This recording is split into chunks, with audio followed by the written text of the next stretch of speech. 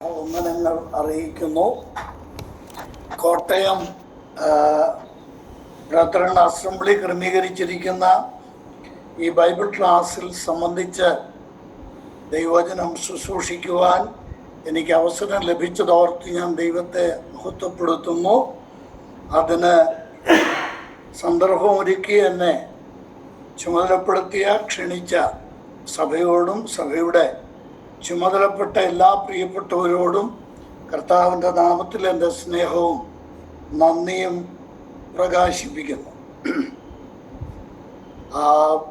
നമ്മൾ ഈ ദിവസങ്ങളിൽ ഈ ഒരു മാസത്തെ തിങ്കളാഴ്ചകളിൽ എനിക്ക് ലഭിക്കുന്ന അവസരങ്ങളിൽ ചിന്തിക്കാൻ ആഗ്രഹിക്കുന്ന വിഷയം പുതുജനനവും പ്രായോഗിക ജീവിതവും, പുതുജനനാനന്തരമുള്ള ജീവിതം, അല്ലെങ്കിൽ അതിന് വേറൊരു വാക്ക് പറഞ്ഞാൽ പുതുജനനം അഥവാ വീണ്ടും ജനിച്ചു എന്ന് എങ്ങനെ തിരിച്ചറിയാൻ സാധിക്കും? ഒരു വ്യക്തി വീണ്ടും ജനിച്ചു എന്ന് എങ്ങനെ അറിയാൻ സാധിക്കും? 4 ഭാഗങ്ങളായിട്ടാണ് ഈ വിഷയങ്ങളെ പ്രതിപാദിക്കുവാൻ, ചിന്തിക്കുവാൻ ഞാൻ ആഗ്രഹിക്കുന്നത്. അതിലൊന്നാമത്തത് വീണ്ടും ജനനം എന്നാൽ എന്ത്, അഥവാ വീണ്ടും ജനനം എന്നതിന് ദൈവവചനമായ തിരുവെഴുത്ത് വേദപുസ്തകം നൽകുന്ന ഡെഫനിഷൻ, നിർവചനം എന്താണ്?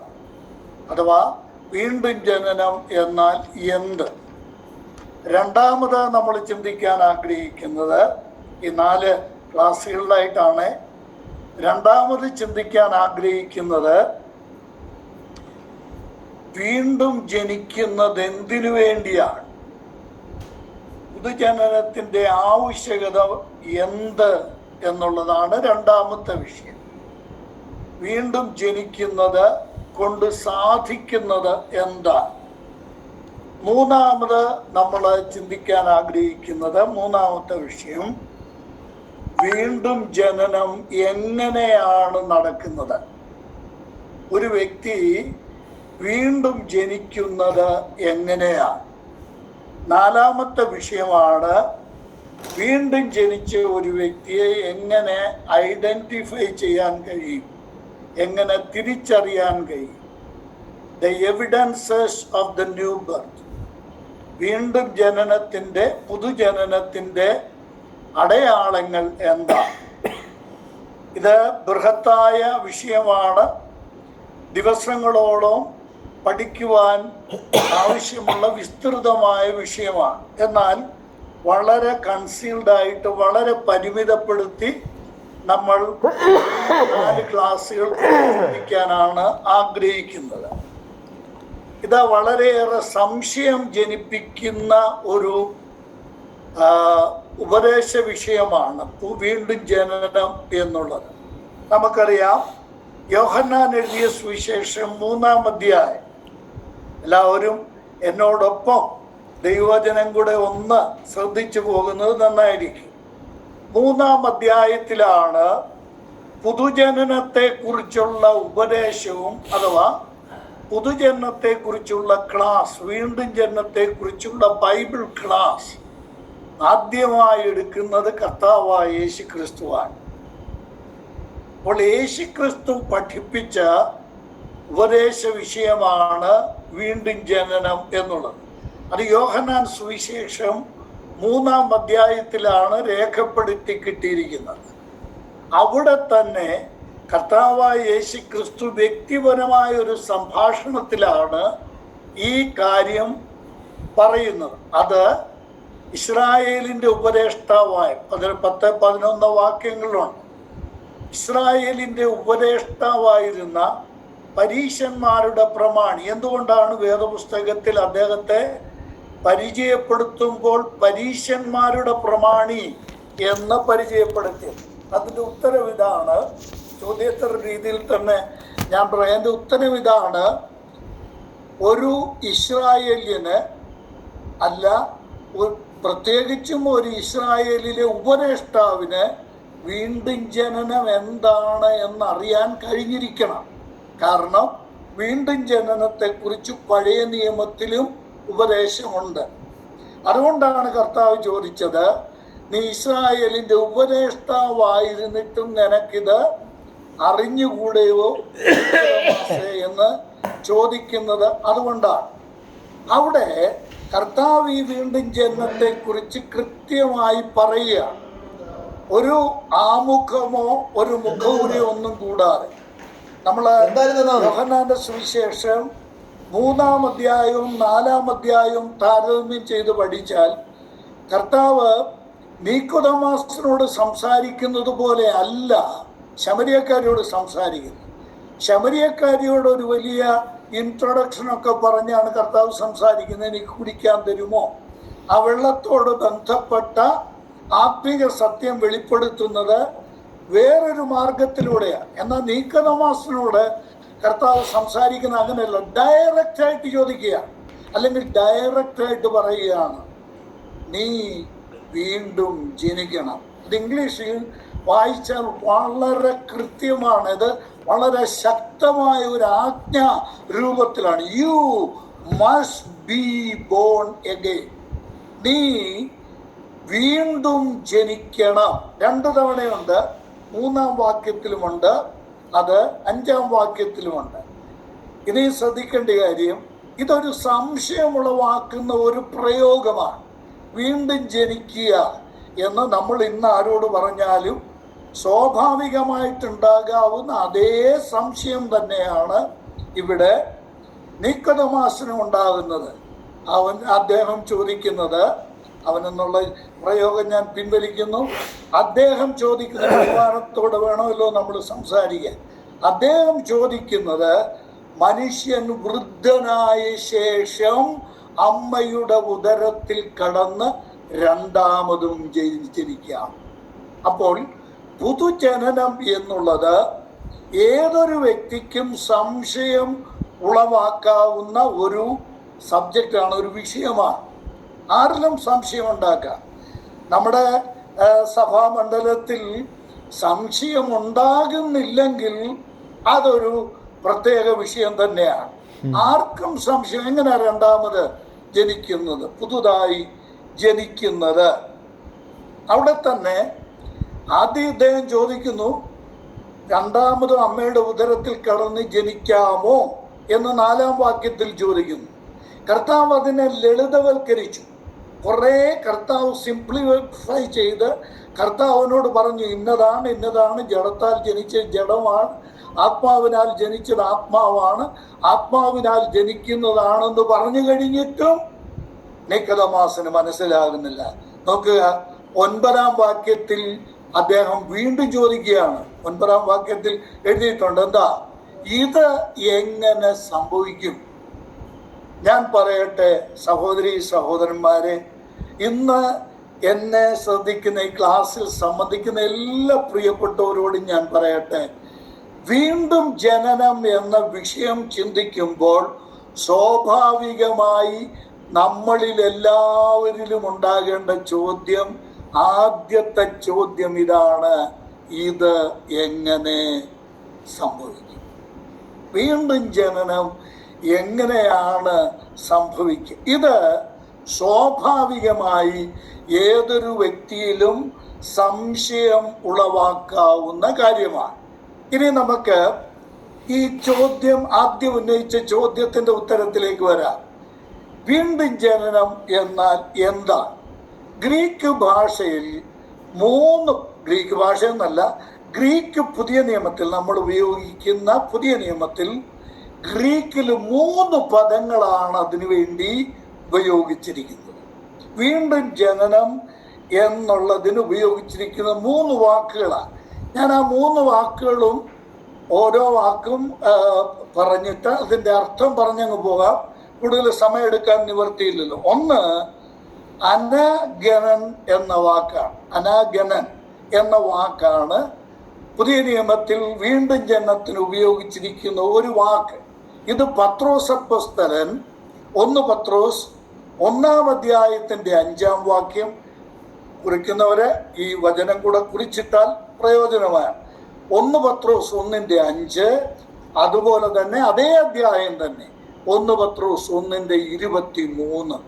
ഈ 2 വചനങ്ങൾ അവിടെ 23-ാം വാക്യത്തിൽ നാം വായിക്കുന്നത്, കിടുന്ന ബീജത്താലല്ല, കെടാത്തതിനാൽ ജീവനുള്ളതും നിലനിൽക്കുന്നതുമായ ദൈവവചനത്താൽ തന്നെ നിങ്ങൾ വീണ്ടും ജനിച്ചിരിക്കും. എന്നാൽ 5-ാം വാക്യത്തിൽ പറയുന്നത് ശ്രദ്ധിച്ചോ, നിങ്ങളെ ക്ഷയം, മാലിന്യം, വാട്ടം എന്നിവയില്ലാത്തതുമായ അവകാശത്തിനായി നിങ്ങൾ വീണ്ടും ജനിച്ചിരിക്കുന്നു എന്നല്ല, പിന്നെ വീണ്ടും ജനിപ്പിച്ചിരിക്കുന്നു. ഇത് വളരെ പ്രാധാന്യം. ഞാൻ പറയട്ടെ, നമ്മൾ ഈ ദൈവജനത്തിലെ ഉപദേശ സത്യങ്ങൾ ഉപരിതലത്തിൽ നിന്ന് പഠിക്കരുത്. അതിൻ്റെ തിരുവെടുത്തുദ്ദേശിക്കുന്ന അർത്ഥത്തിൽ തന്നെ കാര്യങ്ങൾ മനസ്സിലാക്കാൻ സാധിക്കും. ജനിക്കുക എന്നതും ജനിപ്പിക്കുക എന്നുള്ളതും രണ്ടും രണ്ടാണ്. നമ്മൾ ആരും ജനിച്ചവരല്ല. ജനിച്ചവൻ, നമ്മൾ സാധാരണ സുവിശേഷ പ്രസംഗത്തിൽ കേട്ടിട്ടുണ്ട്, ജനിച്ചവൻ യേശുക്രിസ്തു മാത്രമാണ്. ജനിച്ചവൻ എന്ന് പറഞ്ഞാൽ അതിൻ്റെ അർത്ഥം എന്താ? പരപ്രേരണ കൂടാതെ, ബാഹ്യപ്രവർത്തനം കൂടാതെ നേരിട്ട് ജനിച്ച ഒരേ ഒരു വ്യക്തി യേശുവാണ്. എന്നാൽ ഒരു പുരുഷന്റെയും ഒരു സ്ത്രീയുടെയും സാന്നിധ്യത്തിൽ ജനനം നടന്നതാണ് നമ്മുടെയൊക്കെ. അപ്പോൾ നമ്മളൊക്കെ ജനിച്ചു എന്ന് പറയുന്നതല്ല ശരി, നമ്മൾ ജനിപ്പിക്കപ്പെട്ടവരാണ്. ഇത് തന്നെയാണ് വീണ്ടും ജനനത്തിന്റെ കാര്യത്തിലും പത്രോസ് അപ്പോസ്തലൻ പറഞ്ഞിരിക്കുന്നത് കണ്ടോ, നിങ്ങളെ വീണ്ടും ജനിപ്പിച്ചിരിക്കുന്നു. വീണ്ടും ജനിച്ചു എന്ന് പറയുന്നതിനേക്കാൾ ശരി വീണ്ടും ജനിപ്പിക്കുകയാണ്. ആ വീണ്ടും ജനിപ്പിക്കുന്നത് ഒരു ബാഹ്യ ശക്തിയുടെ പ്രവർത്തനം കൊണ്ടാണ്. ഞാനത് വ്യക്തമാക്കി. ഇതാണ് ആദ്യത്തെ അർത്ഥം. അനാഗനൻ എന്ന വാക്കുകൊണ്ട് ജനിപ്പിക്കപ്പെടുക എന്നുള്ള അർത്ഥമാണ്. അത് ഞാൻ വ്യക്തമാക്കാം. രണ്ടാമത്തത് ജനസ്ഥായി അനോഥൻ എന്ന വാക്കാണ്. ഗ്രീക്കിലെ രണ്ടാമത്തെ വാക്ക് അതാണ്. ജനസ്ഥായി അനോഥൻ എന്ന വാക്കാണ്. ഇതിനർത്ഥം ബോൺ ഫ്രം എബവ് എന്നാണ്, ഉയരത്തിൽ നിന്ന് ജനിക്കുക. അപ്പോൾ പുതുജനനം എന്ന് പറയുന്നത് ഒരു ബാഹ്യശക്തിയുടെ പ്രവർത്തനത്താൽ ഉണ്ടാകുന്നതാണ്. 2, ഇത് ഉയരത്തിൽ നിന്നുള്ള ജനനമാണ്. അതാണ് യാക്കോബ് 1:18 പറഞ്ഞിരിക്കുന്നത്. യാക്കോബിന്റെ ലേഖനം 1-ാം അധ്യായത്തിന്റെ 18-ാം വാക്യം, അത് ഉയരത്തിൽ നിന്നുള്ള ജനനം എന്ന അർത്ഥത്തിലാണ്. 3-ാമത്തെ വാക്ക് പലിൻ ഗനേസിയ എന്നുള്ള വാക്കാണ്. ഗ്രീക്കിലെ പലിൻ ഗനേസിയ എന്ന വാക്കാണ്. അതിൻ്റെ അർത്ഥമാണ് നമ്മൾ പൊതുവെ ഉപയോഗിക്കുന്നത്, വീണ്ടും ജനിക്കുക, രണ്ടാമത് ജനിക്കുക എന്നുള്ള അർത്ഥം. ഞാനിത് ഈ വീണ്ടും ജനനം എന്താണ് എന്ന് ഒന്ന് ചെറിയ തോതിൽ വിശദീകരിക്കുക. ഇപ്പം ഞാൻ ഇത്രയും പറഞ്ഞപ്പോൾ സംശയങ്ങൾ കൂടാനാണ് നമ്മുടെ സംശയങ്ങൾ ഏറുകയാണ് സ്വാഭാവികമായിട്ടുണ്ടാകാനുള്ള സാധ്യത. ഞാനിത് വ്യക്തമാക്കാം. ഈ 3 കാര്യങ്ങളും ചെറിയ തോതിൽ ഞാനൊന്ന് വ്യക്തമാക്കാം. ഒന്ന്, നമ്മൾ കണ്ടത് ഒരു ബാഹ്യ ഇടപെടലാണ് ജനനം എന്ന് പറയുന്നത്.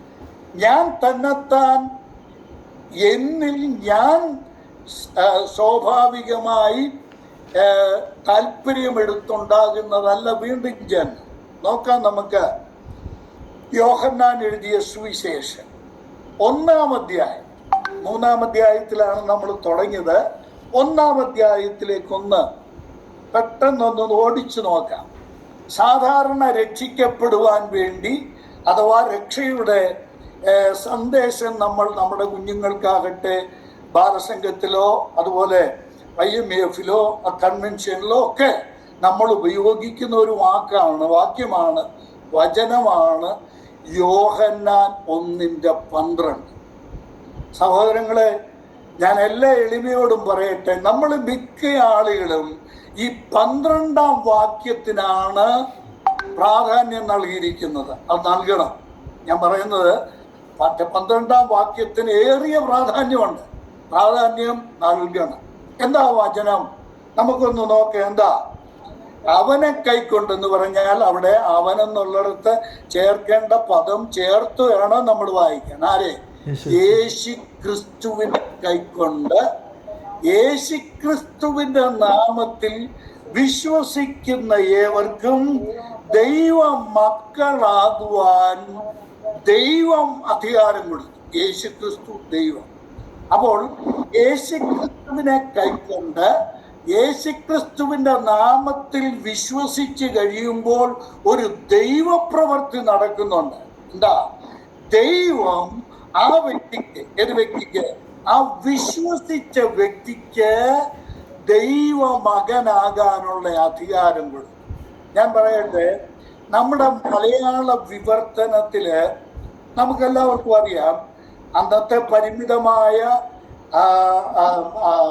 സാഹചര്യത്തിൽ ലഭിക്കാവുന്നതിൽ ഏറ്റവും ഉത്തമമായ തർജ്ജമയാണ് മലയാളത്തിൽ നമുക്ക് ലഭിച്ചിരിക്കുന്നത്. എന്നാൽ എല്ലാവരും എന്നോടൊപ്പം തിരുവഴുത്തൂടെ നോക്കണേ. മിക്കവാറും എല്ലാവരും ഇപ്പോൾ ബൈലിംഗ്വൽ ബൈബിളാണ് ഉപയോഗിക്കുന്നതെന്ന് എനിക്കറിയാം. ഇംഗ്ലീഷ് ബൈബിൾ ഒന്ന് നോക്കിയേ, അവിടെ എങ്ങനെയാണ് കൊടുത്തിരിക്കുന്നത്? As many as received him to them gave he power to become the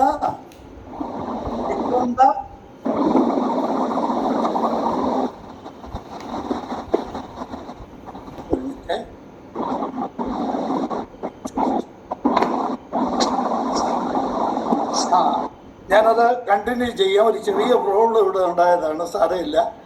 അപ്പോ അവിടെ നാം വായിക്കുന്നത് as many as received him to them gave he power to become the children of God എന്നല്ല. കണ്ടോ? മക്കളെന്ന്, ദൈവത്തിന്റെ മക്കളെന്നല്ല അവിടെ കൊടുത്തിരിക്കുന്നത്. the sons of God. ഇത് തമ്മിൽ വ്യത്യാസമുണ്ടോ? ഞാൻ അല്പം ഉപദേശപരമായിട്ട് കാര്യങ്ങളെ കാണാൻ ശ്രമിക്കുന്ന ഒരാളാണ് കേട്ടോ. അതുകൊണ്ട് ഞാൻ വളരെ എളിമയോടെ പറയട്ടെ, ചിൽഡ്രൻ എന്നുള്ള വാക്കും സൺസ് എന്നുള്ള വാക്കും വ്യത്യാസമുണ്ട്. ഗലാത്യർക്ക് എഴുതിയ ലേഖനം 3-ാം അധ്യായം, കോട്ടയം അസംബ്ലി ആയതുകൊണ്ടുകൂടെ എത്രയും ഞാൻ ടഫായിട്ട് പറയാൻ ആഗ്രഹിക്കുന്നത് കേട്ടോ. ഗലാത്യർക്ക് എഴുതിയ ലേഖനം 3-ാം അധ്യായത്തിന്റെ 26 മുതൽ 4-ാം അധ്യായത്തിന്റെ കുറഞ്ഞ പക്ഷം 7-ാം വാക്യം വരെ, 26 മുതൽ 4-7 വരെ അവിടെ ഈ വ്യത്യാസം പറഞ്ഞിട്ടുണ്ട്. ഏത് വ്യത്യാസം എന്നറിയാമോ? മക്കളും പുത്രന്മാരും തമ്മിലുള്ള വ്യത്യാസം. മക്കൾ അവകാശികൾ ആകണമെങ്കിൽ അവരെന്ത് ചെയ്യണം? പുത്രത്വത്തിലേക്ക് വളരണം. പുത്രത്വം പുതിയ നിയമത്തിലെ അതിശക്തമായ വിഷയങ്ങളിൽ ഒന്നാണ് പുത്രത്വം. പുതിയ നിയമത്തിന് മാത്രമല്ല, പഴയ നിയമത്തിലും സൂചനയുണ്ട്. ഞാൻ പറയട്ടെ, പുത്രത്വം എന്ന് പറയുന്നത് ചിൽഡ്രൻ അഥവാ മക്കൾ എന്ന് പറയുന്നതിന് വ്യത്യസ്തമാണ്. എന്താ കാര്യം? മക്കൾ അവകാശികൾ ആകണമെന്നില്ല. പിന്നെ ആരാണ് അവകാശികൾ? നിങ്ങൾ മലയാളത്തിൽ എഴുതിയിരിക്കുന്നത് നിങ്ങൾ മക്കളെങ്കിലും അവകാശം. തെറ്റാ, അങ്ങനെയല്ല. നിങ്ങൾ പുത്രന്മാരാണ്, അതുകൊണ്ട് നിങ്ങൾ അവകാശിയാണ്. ഞാൻ പറഞ്ഞതിന്റെ അർത്ഥം മനസ്സിലായോ? അപ്പോൾ യേശുക്രിസ്തുവിനെ കൈക്കൊണ്ട് യേശുക്രിസ്തുവിന്റെ നാമത്തിൽ നമ്മൾ തിരുവെഴുത്ത് പഠിക്കുമ്പോൾ സൂക്ഷ്മമായി പഠിക്കണം. യേശുക്രിസ്തുവിന്റെ നാമത്തിൽ വിശ്വസിക്കുമ്പോൾ ദൈവം എന്ത് ചെയ്യാണ്? നമ്മളെ പുത്രന്മാരായി അംഗീകരിക്കുക, പുത്രത്വത്തിലേക്ക് നമ്മളെ നടത്തുക. ഇതാണ് പുതുജന്മം. ഞാനത് എക്സ്പ്ലെയിൻ ചെയ്യാം. ഞാനല്ല, യോഹന്നാൻ അപ്പോസ്തലൻ എക്സ്പ്ലെയിൻ ചെയ്യുക. ഈ പുത്രന്മാരായി തീരാനുള്ള അധികാരം നൽകിയിരിക്കുന്നു എന്ന് പറഞ്ഞിട്ട് യോഹന്നാൻ പറയുന്നു, നോക്കിയേ, 13-ാം വാക്യം. അതാ ഞാൻ പറഞ്ഞ 12 കൊണ്ട് നിർത്തരുത്. 13-ാം വാക്യമാണ് പുതുജനത്തിന്റെ അഥവാ ദൈവപുത്രന്മാരാകാനുള്ള ഡെഫിനിഷൻ അവിടെ കിടക്കുന്നത്. 13-ാം വാക്യത്തിലാണ്. എന്താ വാക്യം? അവർ രക്തത്തിൽ നിന്നല്ല, പിന്നെ ജഡത്തിന്റെ ഇഷ്ടത്താലല്ല, പുരുഷന്റെ ഇഷ്ടത്താലുമല്ല, പിന്നെ ദൈവത്തിൽ നിന്നത്രേ ജനിച്ചത്. ഞാൻ പറഞ്ഞത് കേൾക്കണേ, ദയവായിട്ട് ശ്രദ്ധിക്കണേ. വീണ്ടും ജനനം തമ്പാച്ചൻ തന്നെ ജനിച്ചതല്ല, പിന്നെ ദൈവത്തിൽ നിന്ന് ജനിച്ചതാണ്. ഒന്നുകൂടെ ശരിക്കു പറഞ്ഞാൽ ദൈവം ജനിപ്പിച്ചതാണ്. പുതുജനനം, വീണ്ടും ജനനം ദൈവം ജനിപ്പിക്കുന്ന ജനനമാണ്. നമ്മൾ ജനിക്കുകയല്ല, ദൈവം ജനിപ്പിക്കുകയാണ്. ഇവിടെ നോക്കുക, നമ്മുടെ ജനനം, ഞാൻ എൻ്റെ അപ്പൻ്റെയും അമ്മയുടെയും മകനായി ജനിച്ച ഒരു ജനനമുണ്ടല്ലോ. ആ ജനനത്തിൽ നോക്കണം, ഇവിടെ പറയുന്ന 3 ഘടകങ്ങളുണ്ട്. എല്ലാവരും പുസ്തകത്തിൽ നോക്കണേ, ബൈബിൾ ക്ലാസ് ആയതുകൊണ്ടാണ്. 13-ാം വാക്യത്തിൽ ഇന്ന് ഈ ക്ലാസ് കേൾക്കുന്ന, സംബന്ധിക്കുന്ന, തുടർന്ന് യൂട്യൂബിലൊക്കെ ഇത് ശ്രദ്ധിക്കുന്നവരാണെങ്കിലും ഞാൻ പറയട്ടെ, ഏത് ഭൂമിയിലെ ജനനത്തിന്റെ പിമ്പിലും ഈ 3 കാര്യങ്ങളുണ്ട്. എന്തൊക്കെയാണ്? 1 രക്തം, 2 ജഡം, 3 ഒരു പുരുഷൻ. അല്ലേ? ഇന്ന് രാത്രി എന്ന് പറയുമ്പോൾ വിദേശത്തിൽ നിന്നാരെങ്കിലും കേൾക്കുന്നെങ്കിൽ അവിടെ പകലായിരിക്കും. ഈ സമയത്ത് എന്ന് ശ്രദ്ധിക്കുന്ന സഹോദരങ്ങളോട് ഞാൻ പറയട്ടെ, പുതുജനനം എന്ന് പറയുന്നതും നാച്ചുറൽ ബർത്ത് അഥവാ സ്വാഭാവിക ജനനം, അതിന് വേറൊരു വാക്ക് പറഞ്ഞാൽ പ്രാകൃത ജനനം എന്ന് പറയുന്നതും രണ്ടും രണ്ടാണ്. ഒരു വ്യക്തിക്ക് രക്തത്തിൽ നിന്നോ ജഡത്തിൽ നിന്നോ പുരുഷനിൽ നിന്നോ ഒരു ജനനമുണ്ടായാൽ ആ ജനനത്തിന്റെ പേര് പ്രാകൃത ജനനം. അതിന് മലയാളത്തിൽ പ്രാകൃത ജനനം എന്ന് പറയുന്നെങ്കിൽ ഇംഗ്ലീഷിൽ കുറെ കൂടെ ക്ലിയറായി, അതാണ് നാച്ചുറൽ ബർത്ത് എന്ന് പറയുന്നത്. മനസ്സിലായോ? എന്നാൽ വീണ്ടും ജനനം എന്ന് പറയുന്നത് അതിന്റെ പിമ്പിൽ രക്തമില്ല, 2 അതിന്റെ പിമ്പിൽ ജഡമില്ല, 3 അതിന്റെ പിമ്പിൽ ഒരു പുരുഷനില്ല. PS തമ്പാന്റെ ഇഷ്ടം കൊണ്ട് PS തമ്പാന്റെ ജഡം ചേർന്നിട്ട് PS തമ്പാന്റെ രക്തത്തിൽ നിന്ന് ഒരു ജനനം നടന്നാൽ അതിൻ്റെ പേര് പ്രാകൃത ജനനം അഥവാ നാച്ചുറൽ ബർത്ത് എന്നാണ് അതിൻ്റെ അർത്ഥം. അതിൻ്റെ നിർവചനം അനുസരിച്ച് പറയാം, ഈ വ്യക്തി സ്വർഗത്തിൽ കാണണമെങ്കിൽ അവൻ ഈ 3 കൂടാതെ ദൈവത്തിൽ നിന്ന് ജനിക്കണം. കേട്ടോ? ഒരു യാക്കോബക്കാരൻ്റെ അല്ലെങ്കിൽ ഒരു പെന്തക്കോസ്തുകാരൻ്റെ ഒരു ബ്രദറുകാരൻ്റെ രക്തത്തിൽ നിന്ന് ജഡത്തിൽ നിന്ന് ആ ഒരു പുരുഷന്റെ താല്പര്യത്തിൽ ഉണ്ടാകുന്നത് ഈ ഭൂമിയിൽ ജീവിക്കാൻ പറ്റുന്ന ജനനമാണ്. ആ ജനനം കൊണ്ട് സ്വർഗത്തിൽ പോകാൻ പറ്റത്തില്ല. സ്വർഗത്തിൽ പോകണമെങ്കിൽ അവൻ ദൈവത്തിൽ നിന്ന് ജനിക്കണം. ആ ദൈവത്തിൽ നിന്നുള്ള ജനനത്തിന്റെ പിമ്പിൽ ഈ 3 ഘടകങ്ങളില്ല. ഏത്? ജഡമില്ല, രക്തമില്ല, ഒരു പുരുഷനില്ല. അതിൻ്റെ പിമ്പിൽ ദൈവമാണുള്ളത്. ദൈവത്തിൽ നിന്നുള്ള ജനനമാണ് വീണ്ടും ജനനം എന്ന് പറയുന്നത്. ഈ ജനനത്തെ കുറിച്ചാണ് നമ്മുടെ കർത്താവായ യേശുക്രിസ്തു നിക്കോദെമോസിനോട് പറയുന്നത്, നീ 2ാമത് ജനിക്കണം, നീ ദൈവത്തിൽ നിന്ന് ജനിക്കണം. ഈ ജനനം എന്ന് പറയുന്നത് ഉയരത്തിൽ നിന്നുള്ള ജനനമാണ്. ഇത് ദൈവം ജനിപ്പിക്കുന്ന ജനനമാണ്. ആ ജനനം നടക്കുന്നതാണ് നമ്മൾ കണ്ടത് എവിടെ? യോഹന്നാന്റെ സുവിശേഷം 3-ാം അധ്യായത്തിന്റെ 1-ാം വാക്യം മുതൽ 16-ാം വാക്യം വരെ. ചിലർ അത്രയും വരെ പോവുകയില്ല.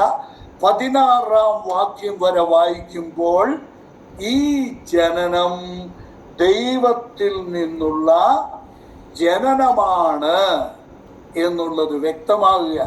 അവിടെ 2 പ്രധാനപ്പെട്ട കാര്യങ്ങൾ ഇതിൻ്റെ പിമ്പിൽ പ്രവർത്തിക്കുന്നുണ്ട്. എന്തൊക്കെയാണ് അതിൻ്റെ പിമ്പിൽ പ്രവർത്തിക്കുന്ന ഘടകങ്ങൾ? യേശു കർത്താവ് അത് വ്യക്തമാക്കി.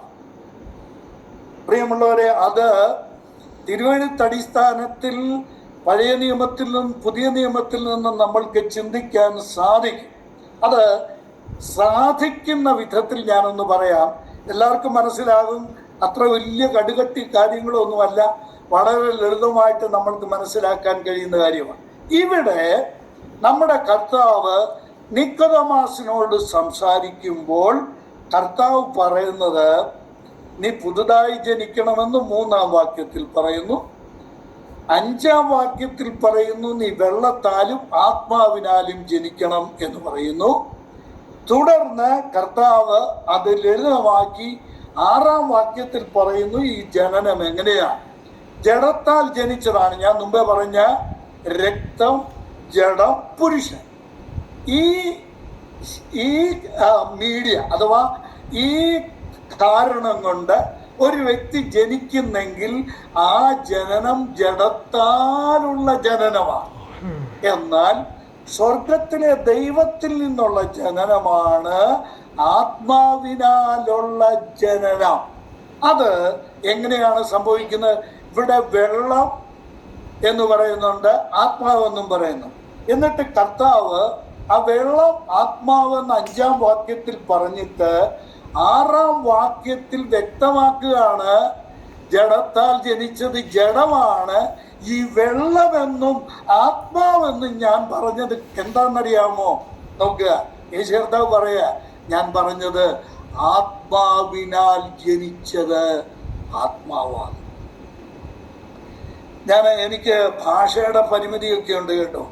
സ്വല്പമൊക്കെ ഭാഷ പഠിക്കാനൊക്കെ ഉണ്ട്, വായിക്കാനും എഴുതാനും ചില പുസ്തകങ്ങളൊക്കെ എഴുതാനും ദൈവം എനിക്ക് സഹായിച്ചിട്ടുണ്ടെങ്കിലും ചില ആശയങ്ങൾ വരുമ്പോൾ നമ്മൾ വേദപുസ്തകത്തിലെ ചില സത്യങ്ങൾ വിശദീകരിക്കുമ്പോൾ ഭാഷയുടെ പരിമിതി നമ്മൾ ശരിക്കും അനുഭവിക്കും. ഇവിടെ ഈ പുതുജനനം അഥവാ ആത്മാവിനാലുള്ള ജനനം എന്നുള്ളത് വ്യക്തമാക്കുമ്പോൾ ഒരല്പം ഭാഷാപരമായ ബുദ്ധിമുട്ട് അനുഭവിക്കേണ്ടി വരും. എന്നാൽ തിരുവെഴുത്തടിസ്ഥാനത്തിൽ അത് വ്യക്തമാക്കാനോ മനസ്സിലാക്കാനോ യാതൊരു ബുദ്ധിമുട്ടുമില്ല. എല്ലാവരും ഒന്ന് ശ്രദ്ധിച്ചിരുന്നാൽ മതി കേട്ടോ. ഞാൻ ഒന്ന് പറഞ്ഞോട്ടെ, ഇവിടെ ശരിയായില്ലെങ്കിൽ സംഗതി പറ്റുന്ന കുഴപ്പം എന്താണെന്നറിയാം? എവിടെ ചോദ്യങ്ങളൊക്കെ ചോദിച്ച് പറയാനായിട്ട് ഇത് ഒരു ഓഫ്ലൈൻ മീറ്റിംഗ് അല്ലല്ലോ, ഓൺലൈൻ ആയതുകൊണ്ട് ചോദ്യങ്ങളൊക്കെ നമുക്ക് ഒന്നിച്ചിരുന്ന് ചോദ്യങ്ങളൊക്കെ ചോദിച്ച് ധ്യാനിച്ചു പോകാൻ പറ്റുകയല്ലോ. ഇത് തെറ്റിയാൽ എന്താ തെറ്റിയേ? ഏത് തെറ്റിയാൽ? ഈ വീണ്ടും ജന്മം എന്ന് പറഞ്ഞ കാര്യം തെറ്റിയാൽ എന്താ സംഭവിക്കുന്നത്? 2 കാര്യങ്ങൾ പറഞ്ഞു കർത്താവ്, 3ഉം 5ഉം വാക്യങ്ങൾ. എന്താ? ദൈവരാജ്യം കാണുകയില്ല, 2 ദൈവരാജ്യത്തിൽ കടക്കുകയില്ല. വേദപുസ്തകത്തിലെ സമസ്ത ഉപദേശവും പഠിച്ച് ഏറ്റവും വലിയ പണ്ഡിതനായി നിങ്ങൾ മാറിയാലും പണ്ഡിതയായി നിങ്ങൾ മാറിയാലും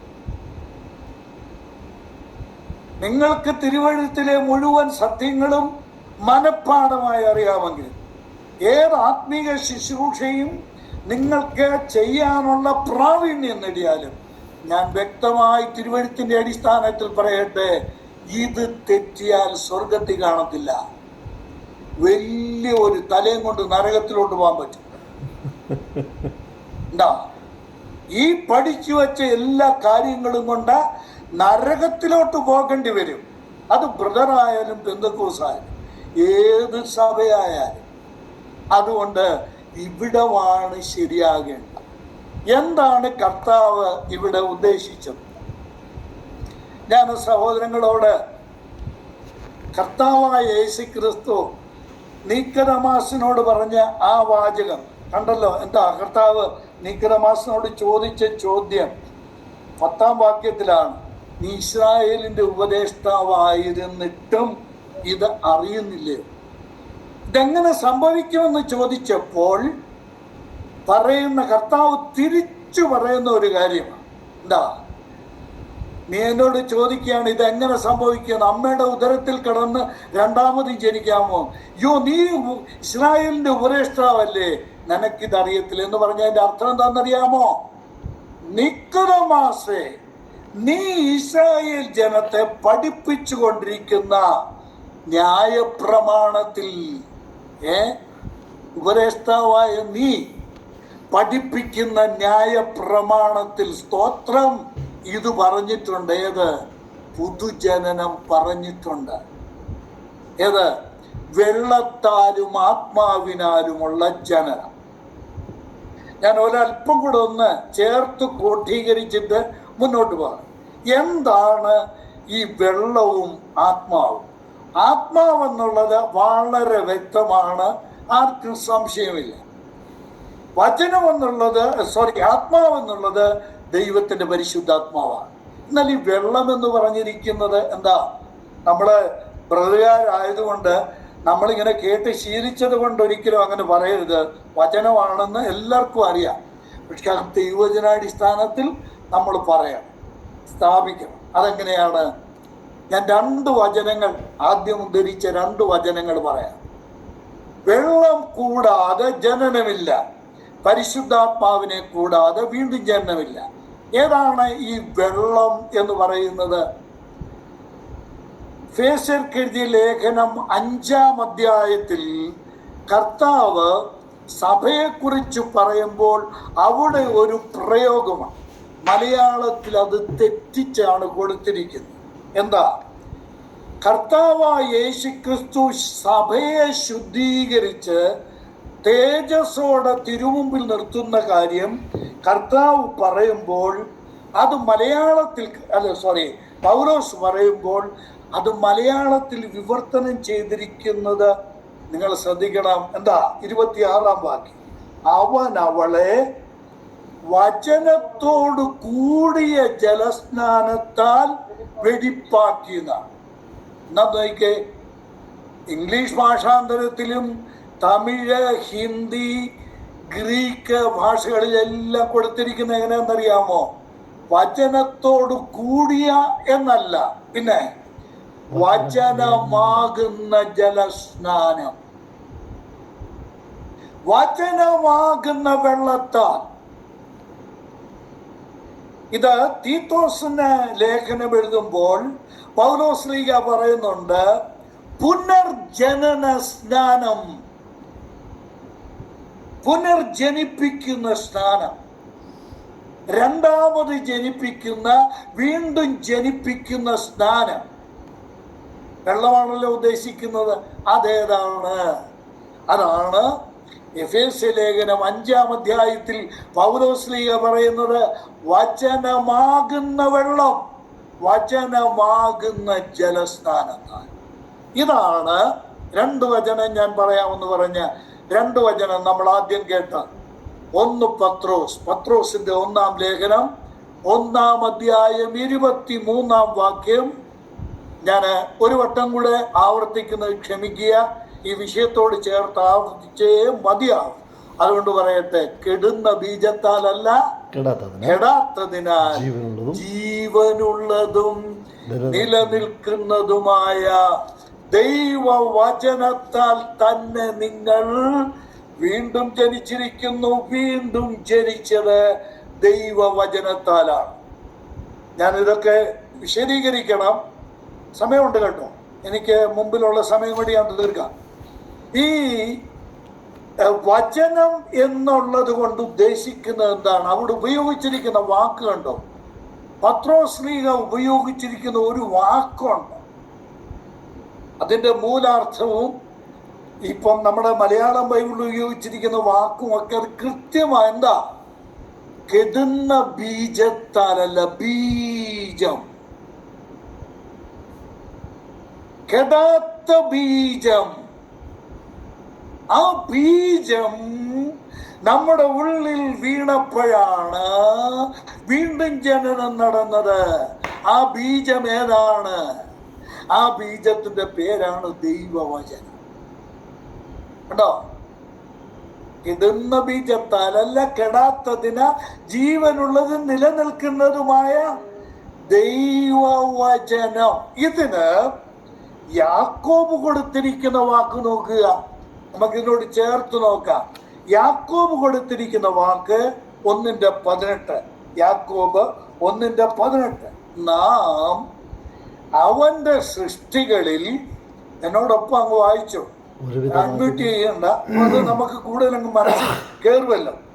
നാം അവന്റെ സൃഷ്ടികളിൽ ഒരുവിധം ആദ്യ ഫലം ആകേണ്ടതിന് അവൻ തന്റെ ഇഷ്ടം ഹേതുവായി സത്യത്തിന്റെ വചനത്താൽ നമ്മെ വീണ്ടും ജനിപ്പിച്ചു. പ്രിയപ്പെട്ടവരെ, ഞാൻ വേഗം പറയട്ടെ, നമ്മുടെ ഉള്ളിൽ വീണ ഒരു ബീജം, നമ്മുടെ ഉള്ളിൽ വീണ ഒരു വിത്ത്, ദൈവത്തിന്റെ വചനം എന്ന ആ വിത്ത് ഉള്ളിൽ വീണു. അങ്ങനെയാണ് പുതുജനനം, വീണ്ടും ജനനം, ഉയരത്തിൽ നിന്നുള്ള ജനനം, ദൈവത്തിൽ നിന്നുള്ള ജനനം, രണ്ടാമത്തെ ജനനം. നമ്മൾ ഗ്രീക്കിൽ കണ്ട 3 വാക്ക് ഞാനിവിടെ പറഞ്ഞു. അത് സംഭവിക്കുന്നത് ദൈവവചനത്താൽ. 2, ദൈവത്തിന്റെ ആത്മാവിനാലാണ്. ഞാൻ സഹോദരി സഹോദരന്മാരോട് വളരെ വേഗത്തിൽ പറയട്ടെ, ഇത് അടിസ്ഥാനപരമായ ഒരു ബേസിക് ഡോക്ട്രിനൽ ട്രൂത്ത് ആണ് ഇപ്പം ഞാൻ പറയാൻ പോകുന്നത്. അടിസ്ഥാനപരമായ ഒരു ഉപദേശ സത്യം. മറന്നു പോകരുത്. ചുവന്ന മഷിക്ക് എന്നും കാണാവുന്നിടത്ത് ഒന്ന് കുറിച്ചു നിന്നത് നന്നായിരിക്കും. ഈ കാലഘട്ടത്തിന്റെ പ്രത്യേകത കൊണ്ടുകൂടെയാ ഞാനത് പറഞ്ഞത്, കേട്ടോ? എന്താണെന്നറിയാമോ? പരിശുദ്ധാത്മാവിന്, എന്നെ ഒന്ന് നോക്കുന്ന പ്രയോജനമായിരിക്കും, ഈ വചനം കൂടാതെ പ്രവൃത്തിയില്ല. ദൈവത്തിന്റെ പരിശുദ്ധാത്മാവിന്റെ മുഴുവൻ പ്രവൃത്തിയും വചനത്തോടൊപ്പമാണ്. അപ്പോൾ വീണ്ടും ഒരു വ്യക്തിയിൽ ദൈവത്തിന്റെ പ്രവൃത്തിയുടെ ആരംഭം കുറിക്കുന്നത് വീണ്ടും ജനനത്താലാണ്. ആ വീണ്ടും ജനനം എന്ന് പറയുന്ന ആദ്യത്തെ പ്രോസസ് നമ്മിൽ നടക്കുന്നത് പരിശുദ്ധാത്മാവ്, ദൈവത്തിന്റെ വചനമെന്ന ബീജം നമ്മളിൽ കൊണ്ടുവന്നിട്ട് നമ്മളിൽ ഉൽപ്പാദിപ്പിക്കുന്ന ഒരു പുതിയ സൃഷ്ടി, ഒരു പുതിയ മനുഷ്യൻ. സ്തോത്രം. അകത്തിതുണ്ടോന്ന് ഇപ്പൊ നോക്കണേ, ഉണ്ടോ നോക്കണേ. ആ പുതിയ സൃഷ്ടി, ആ പുതിയ മനുഷ്യനാണ് വീണ്ടും ജനിച്ച മനുഷ്യൻ. ഈ പുറത്ത് നാച്ചുറൽ ബർത്ത് കൊണ്ടുണ്ടായ ഒരു മനുഷ്യനെ പോലെ തന്നെ ദൈവത്തിന്റെ പരിശുദ്ധാത്മാവിനാൽ, ദൈവത്തിന്റെ വചനത്താൽ, ദൈവത്തിന് സ്തോത്രം, അകത്ത് ഒരു മനുഷ്യൻ. ഞാൻ അടിവരയിട്ട് പറയട്ടെ, ഒരു മനുഷ്യൻ. പുറത്ത് പണ്ടത്തെ മനുഷ്യൻ, പിന്നെ അകത്ത് ആ മനുഷ്യന്റെ പേരെന്താണ്? ദ ന്യൂ മാൻ, പുതു മനുഷ്യൻ, പുതിയ മനുഷ്യൻ. കേട്ടോ? എന്താണ് പുതുജനനം എന്ന ചോദ്യത്തിന് തിരുവഴുത്ത് നൽകുന്ന മറുപടിയാണ് ലളിതമായി ദൈവത്തിന്റെ അടിസ്ഥാനത്തിൽ ഞാൻ പറയാൻ ആഗ്രഹിച്ചത്. കൈവക്കിയാലൊന്നും വീണ്ടും ജനനം നടക്കുകയില്ല, കേട്ടോ? യാക്കോബ സഭയെന്നോ കത്തോലിക്ക സഭയെന്നോ ബ്രദറി വന്നാൽ വീണ്ടും ജന്മം നടക്കുകയല്ല. ഇനിയും ബ്രദറുകാരിയായ എൻ്റെ ഭാര്യയുടെ മകനായി എൻ്റെ കുടുംബത്തിൽ ഒരു വ്യക്തി ജനിച്ചാൽ ആ ആളും വീണ്ടും ജനിക്കാതെ ദൈവരാജ്യത്തിൽ പ്രവേശിക്കുകയില്ല. ഇത് തിരുവഴുത്തിന്റെ അടിസ്ഥാന സത്യമാണ്. ഞാൻ ഇനി മടങ്ങി വരണമെന്ന് പറഞ്ഞ് കരുതിക്കൂട്ടി തന്നെയാട്ടോ. എന്താ? നിക്കോദെമാസിനോട് കർത്താവ് ചോദിക്കുന്ന ചോദ്യം കണ്ടോ? 10-ാം വാക്യം. നിനക്കിതറിയത്തില്ലേ? ആരായിരുന്നിട്ടും നീ ഇസ്രായേലിന്റെ ഉപദേഷ്ടാവായിരുന്നിട്ടും നിനക്കിതറിയില്ലേ നിക്കോദെമാസേ? കർത്താവ് അവനോട് ചോദിക്കും. എന്താണ് ആ ചോദിച്ചതിൻ്റെ അർത്ഥം? ഞാൻ വേഗം പറയാം. ഈ വെള്ളത്താലും ആത്മാവിനാലുമുള്ള ജനനം, ഇതോടെ ശരിക്ക് പറഞ്ഞാൽ വചനത്താലും ആത്മാവിനാലുമുള്ള ജനനം എവിടെ ഉണ്ടെന്നറിയാമോ? പഴയ നിയമത്തിലുണ്ട്. ഞാൻ 2 വേദഭാഗങ്ങൾ നമ്മുടെ മുമ്പിലുള്ള ചുരുങ്ങിയ സമയം കൊണ്ട് ഞാനൊന്ന് ചൂണ്ടിക്കാണിക്കാം. 2 വേദഭാഗം. ഒന്ന് യെഹെസ്കേൽ പ്രവചനം 36-ാം അധ്യായത്തിലാണ്. ഇതാണ് കർത്താവായ യേശുക്രിസ്തു ഒരു കൂരമ്പു പോലെ, ചാട്ടുളി പോലെ കർത്താവായ യേശുക്രിസ്തു നിക്കോദെമാസിന് നേരെ കർത്താവ് എറിഞ്ഞത്. 36-ാം അധ്യായം 25 മുതൽ 27 വരെയുള്ള വാക്യങ്ങൾ ഞാൻ തന്നെ ഒന്ന് വായിച്ചു പോകാം. അതാകുമ്പോൾ സമയം ലാഭിക്കാൻ പറ്റും. 25 മുതൽ 27 വരെ. ഞാൻ നിങ്ങളുടെ മേൽ നിർമ്മല ജലം തളിക്കും. കണ്ടോ? വെള്ളത്താൽ ജനിക്കുക, നിർമ്മല ജലം.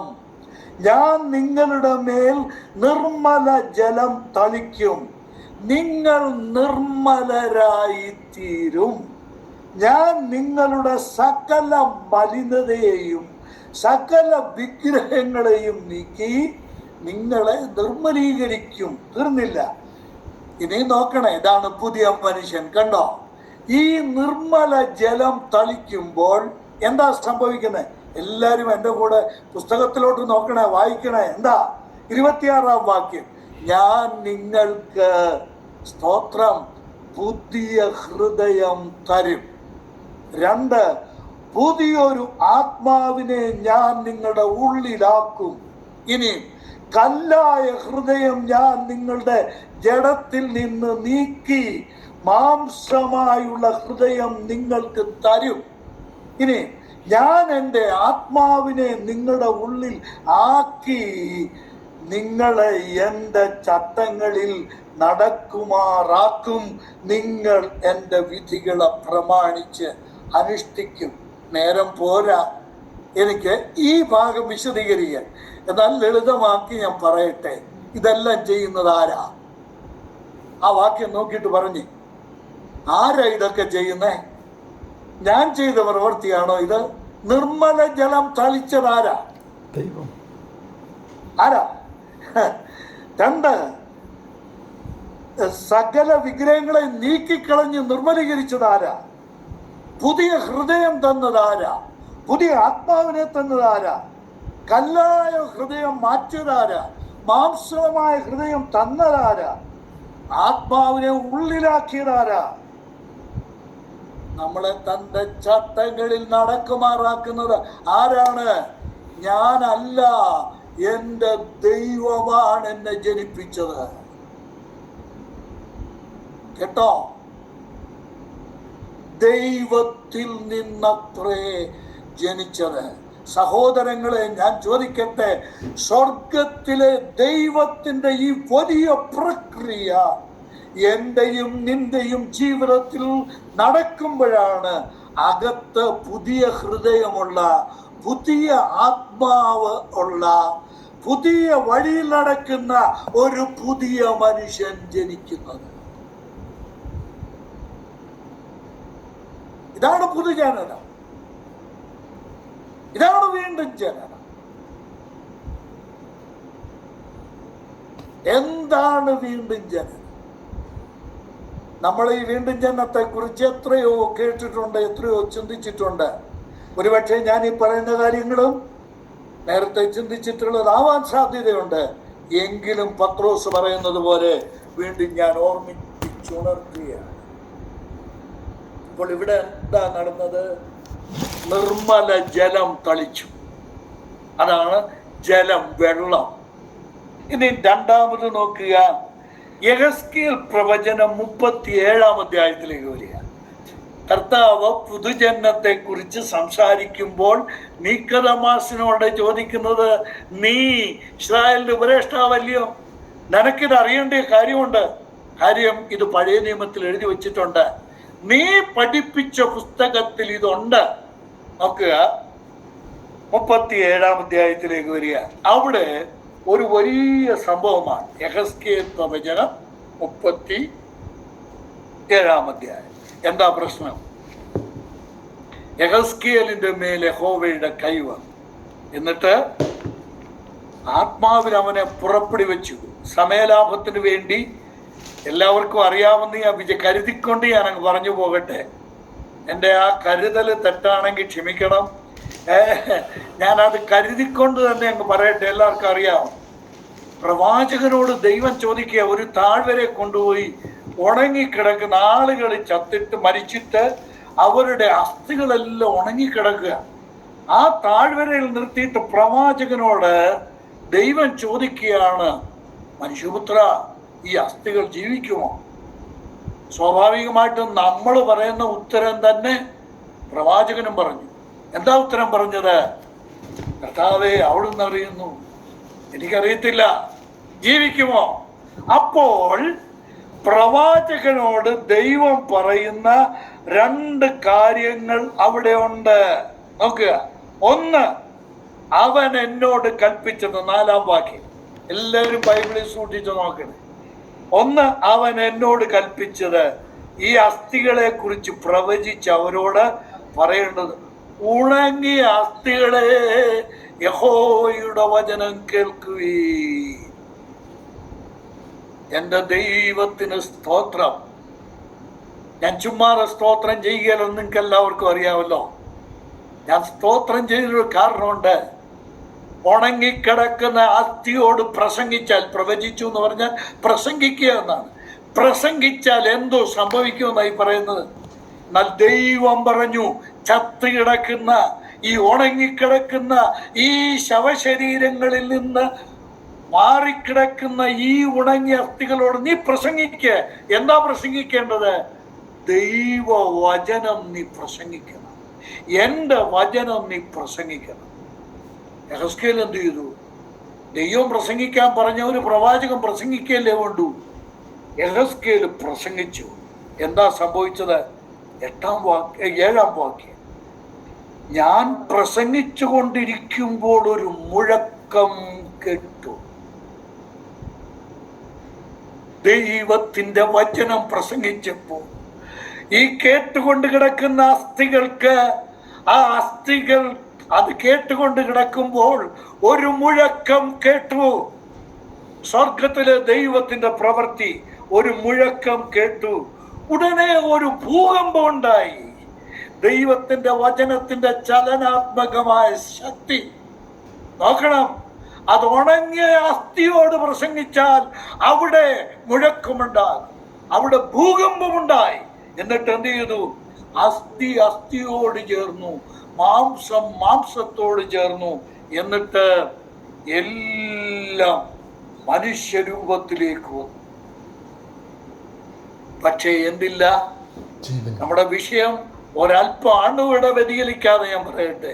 വചനം കേട്ടപ്പോൾ ഒരു മനുഷ്യന്റെ ആകൃതി വന്നു, അസ്ഥി മാറി, അതിന് മാംസം വെച്ചു. അത് മനുഷ്യത്വത്തിലേക്ക്, അഥവാ ഒരു മനുഷ്യന്റെ ആകൃതിയിലേക്ക് വന്നു. എന്നാൽ അവിടെ എഴുതിയിരിക്കുന്ന കണ്ടോ, 8-ാം വാക്യത്തിന്റെ ഒടുവിൽ, എന്നാൽ ശ്വാസം അവയിൽ ഇല്ലായിരുന്നു. അതിനകത്ത് ശ്വാസമില്ല, ജീവനില്ല. അപ്പോൾ പ്രവാചകനോട് പറഞ്ഞു എന്താ? അവൻ എന്നോട് എന്ത് ചെയ്യാൻ പറഞ്ഞു? കാറ്റിനോട് പ്രവചിക്കാൻ പറഞ്ഞു. ശ്വാസമേ, 4 ദിക്കുകളിൽ നിന്നും വന്ന് ഈ നിഹതന്മാരുടെ മേലൂതുക. ഞാൻ ഈ വാക്യം എടുത്തോണ്ട് നേരെ യോഹന്നാൻ 3:8 പോട്ടെ. കാറ്റിനോട് പ്രസംഗിക്കാൻ യേശുദമ്പുരാൻ നിക്കോദെമോസിനോട് ഈ കാര്യം പറയുമ്പോൾ എന്താ പറയുന്നറിയാമോ? കാറ്റ് ഇഷ്ടമുള്ളിടത്തെ കൂതുന്നു, അതിന്റെ ശബ്ദം നീ കേൾക്കുന്നു, പക്ഷെ അത് എവിടെ നിന്ന് വരുന്നു എന്നും എവിടേക്ക് പോകുന്നു എന്നും നീ അറിയുന്നില്ല. എന്റെ ദൈവത്തിന് സ്തോത്രം. ജീവൻ ലഭിക്കാതെ ഒരു മനുഷ്യാകൃതിയിലേക്ക് വന്നിരിക്കുന്ന, ദൈവവചനം കേട്ട് ഒരു മനുഷ്യാകൃതിയിലേക്ക് വന്നിരിക്കുന്ന ഈ നിഹതന്മാരുടെ മേൽ സ്വർഗത്തിലെ ദൈവത്തിന്റെ ആത്മാവെന്ന ശ്വാസം. നിങ്ങൾക്കറിയാം, കാറ്റ്, ശ്വാസം എന്നുള്ളതിന് എബ്രായ ഭാഷയിലും ഗ്രീക്ക് ഭാഷയിലും നമ്മുടെ സ്കറിയാച്ചായനൊക്കെ പ്രസംഗിച്ച് നമ്മൾ ധാരാളം കേട്ടിട്ടുണ്ട്. ഈ 2 ഭാഷയിലും ഒറ്റ വാക്കേ ഉള്ളൂ. ഏതാ? റൂഹ് അഥവാ ന്യൂമ, ആത്മാവെന്നുള്ളതിനും ശ്വാസം എന്നുള്ളതിനും. ആത്മാവിനോട് പ്രസംഗിക്കുകയാണ്, നീ ഇതിൻ്റെ മേൽ, ഈ നിഹതന്മാരുടെ മേൽ ഊതുക എന്ന്. എന്താ സംഭവിച്ചത്? അവൻ കൽപ്പിച്ചതുപോലെ 10-ാം വാക്യം, ഞാൻ പ്രവചിച്ചപ്പോൾ ശ്വാസം അവരിൽ വന്നു, അവർ ജീവിച്ച് ഏറ്റവും വലിയ ഒരു സൈന്യമായി എഴുന്നേറ്റു.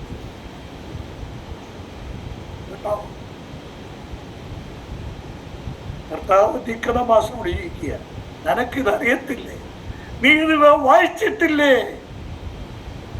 ദൈവവചനത്തിൻ്റെയും ദൈവത്തിൻ്റെ പരിശുദ്ധാത്മാവിൻ്റെയും സംഘടിതമായ